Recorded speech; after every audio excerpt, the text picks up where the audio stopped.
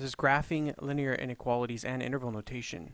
So on the graph, whenever you see less than or greater than, I want you to remember parentheses, less than or equal to, greater than or equal to, brackets. Okay, and here's where they come into play. So we already know x is less than or equal to 4, so we put 4 on the graph, and we know to shade in the less than direction, in the left. But we need some kind of point here to represent whether it equals 4 or doesn't equal 4, and that's what the parentheses and the brackets do. So since it equals 4, we put a bracket in the direction of our shading. Let's try another. So we have negative 5, put that one on there. In this case, x is greater, so we shade. And since it's greater than, but not equal to, we put a parenthesis.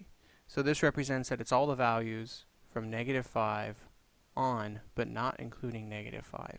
And this is all the values from negative infinity to 4, including 4. And that's the whole thing. The way I remember it is you just kind of see the less than and equal to, and the greater than or equal to. They each have that bottom bracket right there. They kind of have the bottom piece of the bracket, and these kind of look like parentheses, so it's a nice way to remember it. So, less than 0, shade left, put a parenthesis, and that's it. That's graphing. Alright, so interval notation. You want to mark the infinities and negative infinities. And then all you have to do is put start, comma, finish, bracket, parenthesis. We always put a parenthesis on infinity. So it's always start, comma, finish.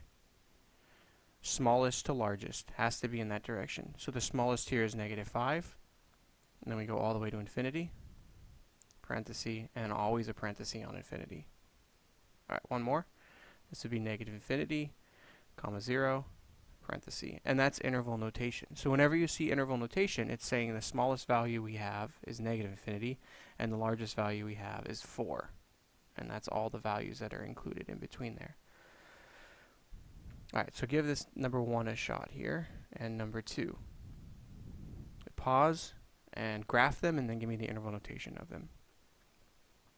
And there are your answers. So if you got that, that's great. By the way, at the end here, this is an arrow pointing to keep going. Don't put a parenthesis there, just an arrow. Alright. What if we have compound inequalities like these? So what this is 2 inequalities in one. And what it means is it's all the numbers between negative 2 and 6, including negative 2 and including 6. So when we graph them, we start at negative 2. We go all the way to 6. And then we shade everything in between. And then we include negative 2, include 6. And there's your graph. So the interval notation would be bracket negative 2, comma 6, bracket. And that's it.